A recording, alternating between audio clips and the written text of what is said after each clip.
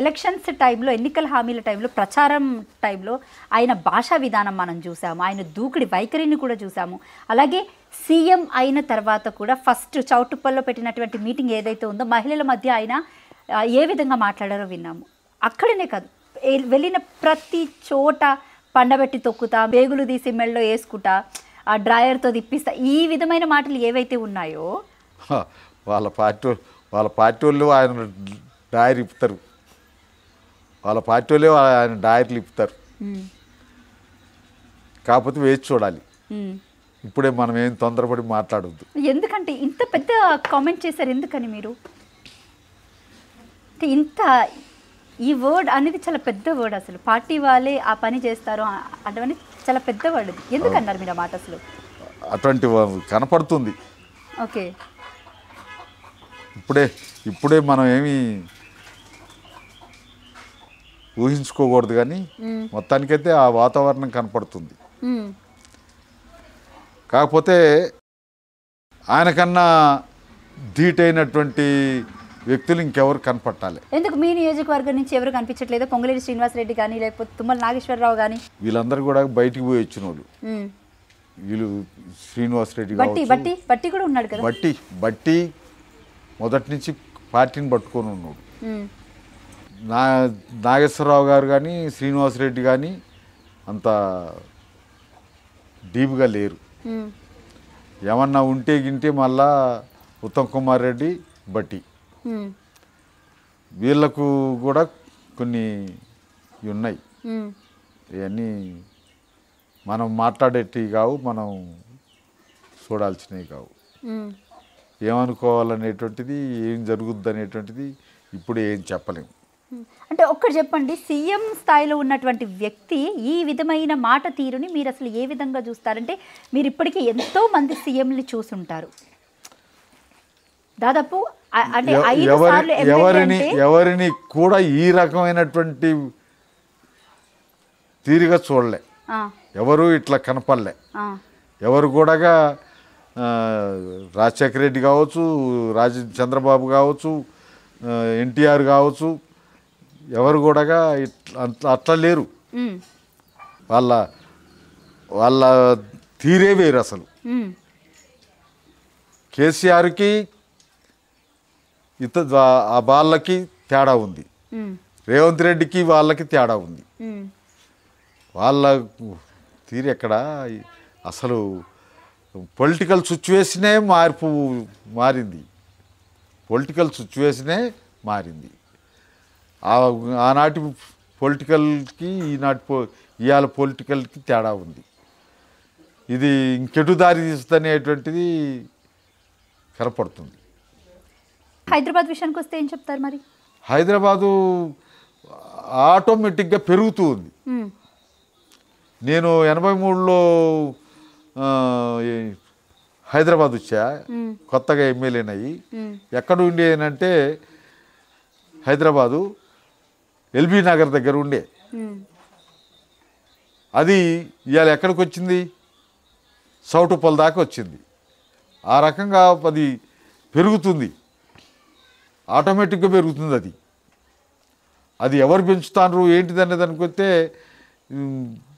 చుట్టుపక్కల వాళ్ళ, మరి ఇతర దేశాల వాళ్ళ, ఇతర రాష్ట్రాల వాళ్ళ, ఎవరైతే మొత్తానికి అక్కడికి పబ్లిక్ వస్తున్నారు, అది పెరుగుతూ ఉంది. ఇక్కడ గవర్నమెంట్గా ప్రభుత్వంగా పెంచిందేం లేదు, ప్రభుత్వంగా అక్కడ జరిగేది ఏం లేదు. కాకపోతే నార్మల్గా జరిగేటువంటి సిచ్యువేషనే ఉంది. తెలంగాణ రాష్ట్రం వచ్చిన తర్వాత తెలంగాణలో భూముల రేట్లకు బాగా డిమాండ్ పెరిగింది. అది జనరల్గా పెరుగుతూ వస్తుంది. ఇవాళ మా దగ్గర 2000, 3000 ఉన్నటువంటి ఎకరం ఇలా 30,000, 40,000 అయింది. ఈ 30,000, 40,000 తోటి కోటి రూపాయల దాకా వెళ్ళింది కదా.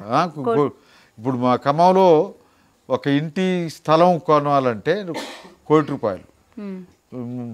మా వాళ్ళు ఎప్పుడో పోయి కొన్నారు ఆడ, ఒక 30,000 తోటి ఒక ఇంటి స్థలం. అది ఇప్పుడు 3 కోట్లట. అట్లా అయిపోయి నేను 2 ఎకరాలు కొనుక్కున్నా ఎమ్మెల్యేగా ఉన్నప్పుడు. 4,000 ఎకరం తోటి కొనుక్కున్నా. అది ఇవాళ 4 లక్షలు. నేను అమ్ముకుంటున్నా నాకు ఆ 4 లక్షలు వస్తాయని కాదు, మొత్తానికి ఆ స్థాయిలో రేట్లు పెరిగినాయి. రైట్ సార్, ఒకటి చెప్పండి నాకు, పార్టీ ఫిరాయింపుల గురించి ఏం చెప్తారు? ఇప్పుడు రీసెంట్గా కాంగ్రెస్ ప్రభుత్వం వచ్చిన తర్వాత దాదాపు బీఆర్ఎస్ పార్టీ నుంచి 10 మంది ఎమ్మెల్యేలు ఫిరాయింపు జరిగింది. సో ఎవరైతే ఆ పార్టీ మారిన వాళ్ళ మీద కేసు వేయడం కూడా జరిగింది. త్వరలో ఉప ఎన్నిక కూడా రాబోతుంది అంటున్నారు. సో ఈ పార్టీ మార్పుని మీరు అసలు ఏ విధంగా చూస్తారు? ఒక రకంగా అది విలువలు లేని వ్యవహారాలు, విలువల్ని పోషించే వాళ్ళు అయితే అట మారరు. సచ్చినా బతికిన ఒక పార్టీతోటే ఉంటాడు. ఏం వచ్చింది, ఎందుకు మారిండు అనే దానికొస్తే ఎక్కడ అవకాశం ఉంటే అక్కడికి పోయి బతుకు తిరిగే వ్యవహారాలు అవి. అది ఇప్పుడు ఇలా కాంగ్రెస్ నుంచి బీఆర్ఎస్లోకి పోయినాడు కానీ, బీఆర్ఎస్ నుంచి కాంగ్రెస్లోకి వచ్చినాడు కానీ, ఎక్కడ అవకాశం ఉంటే అక్కడికి పోవటానికి చూసే వాళ్ళు తప్ప వాళ్ళకు విలువలు లేవు. విలువల్ని చూడరు వాళ్ళు, ప్రయోజనాలని చూస్తారు.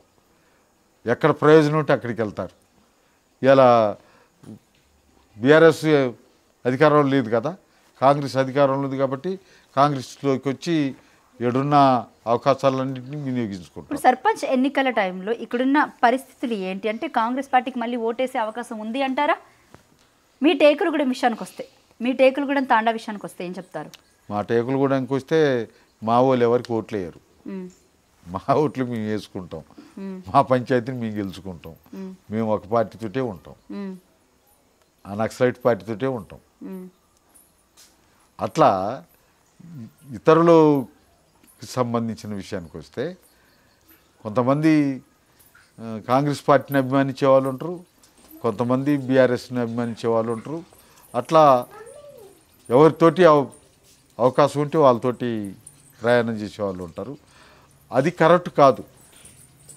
కాంగ్రెస్ పార్టీ మళ్ళీ గెలుస్తుంది అనుకుంటారా? అంటే అనుకుంటున్నారా ఫ్యూచర్లో మళ్ళీ వచ్చే అవకాశాలు ఉందంటారు? మళ్ళీ జనరల్ ఎలక్షన్స్ వచ్చేటప్పటికి తీరు మారుద్ది. మళ్ళా వీళ్ళే ఉంటారని లేదు, ఇంకెవడో వస్తాడు. కాంగ్రెసు ఒకవేళ ఇప్పుడు సంవత్సరం గడిచింది కదా, ఇంకా 4 సంవత్సరాలు ఉన్నాయి కదా, ఈ 4 సంవత్సరాల కాలంలో ఏమన్నా మెరుగైనటువంటి పరిస్థితి వస్తుందా అంటే ఎంతసేపటికి డబ్బా కొట్టుకోవటం తప్ప ఆచరించేటువంటి పరిస్థితి లేదు. కాబట్టి మళ్ళీ ఖచ్చితంగా మళ్ళీ మార్పు జరుగుద్ది.